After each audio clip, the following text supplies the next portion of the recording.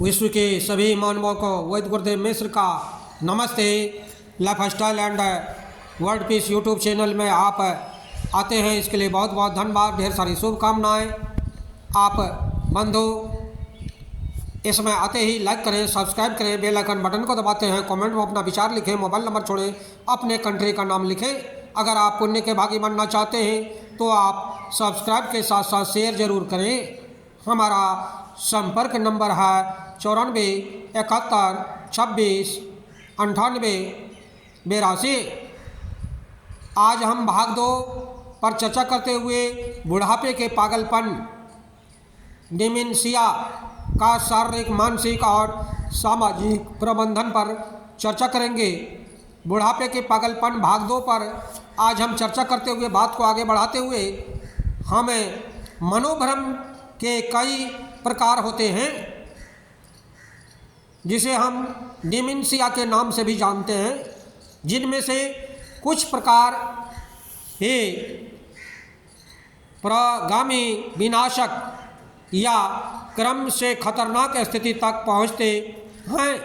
Primary या essential dementia progressive deteriorating किस्म के होते हैं। इससे ग्रस्त रोगी का व्यक्तित्व एवं क्रियाकलाप छिन्न भिन्न हो जाता है। ऐसे रोगी निम्न आय वर्ग वाले परिवार के लिए अभिशाप बन जाते हैं। सेकेंडरी या नॉन एसेंशियल डिमेंशिया मस्तिष्क ट्यूमर्स, दिल का दौरा, ज्वर, संक्रमण, एमनेशिया, इन्फेक्शन, हाइपोग्लाइसीमिया, हाइपरटेंशन, अन्य विषैले नशीले पदार्थों तथा धात्विक विषाक्तता से उत्पन्न होता है। इसमें मस्तिष्क में रक्त प्रवाह एवं ऊर्जा की कमी हो जाती है। चयापचय, मेटाबॉलिज्म क्रिया अस्त व्यस्त हो जाती है।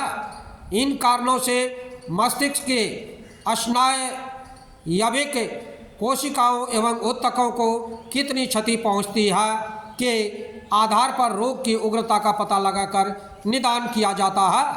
सेकेंडरी डिमेंशिया में सेकेंडरी कारकों को शीघ्रता से दूर कर रोग लक्षणों से मुक्त हुआ जा सकता है। अर्थात सेकेंडरी डिमेंशिया का उपचार संभव है।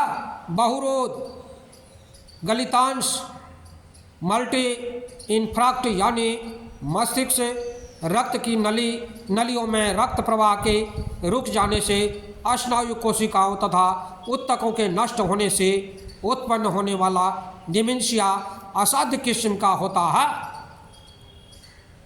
एल्जीमर्स के रोग में मस्तिष्क रक्त वाहिनियों में विकार उत्पन्न होने से डिमेंशिया असाध्य किस्म का बन जाता है।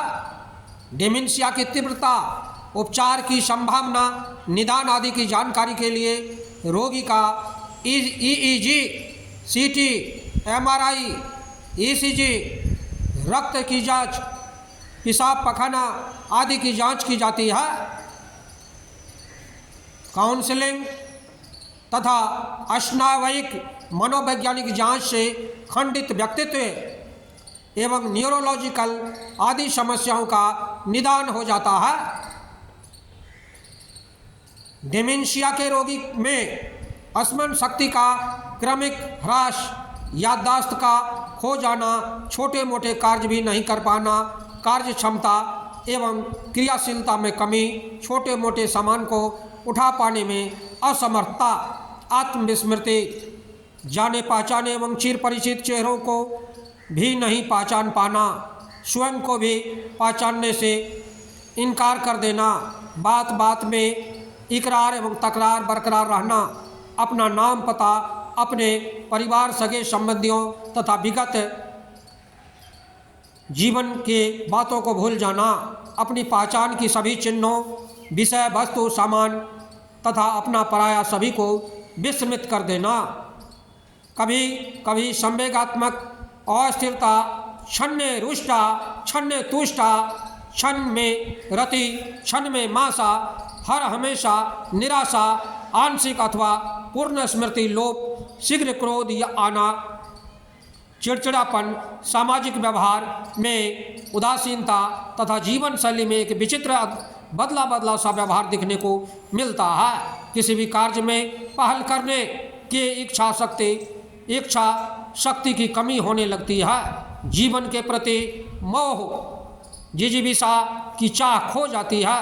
मुख्य रूप से रोगी मध्य रात्रि में उठकर कुछ न कुछ करने लगता है। सभी सोए रहते हैं। उस समय में रोगी 1 बजे रात में, 12 बजे रात में उठ करके अचानक घर के सामान को इधर उधर करने लगते हैं। उनके विस्मृति चली जाती है। वे किसी को पहचान नहीं पाते, कौन मेरा है कौन पराया। समय, दिन एवं दिनांक आदि गणना भूल जाता। डिमेंशिया के रोगी में कभी कभी खास किस्म के रोग लक्षण दिखता है। वे हाल ही में घटित घटनाओं और दुर्घटनाओं को भूल जाते हैं, किंतु बहुत पुरानी बातें याद रहती है। जैसे उनसे पूछा जाए कि आज आपने नाश्ते में भोजन लिया, उन्हें याद नहीं, किंतु 55 वर्ष पहले अथवा बचपन में घटी घटनाओं का सविस्तार आंखों देखा कभी कभी वर्णन करने लगते हैं।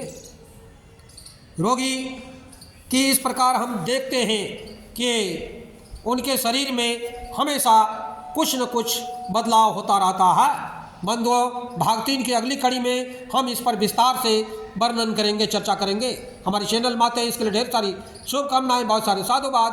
आप अगर पुण्य के भागी बनना चाहते हैं तो आप सब्सक्राइब के साथ साथ शेयर जरूर करें। धन्यवाद, नमस्कार।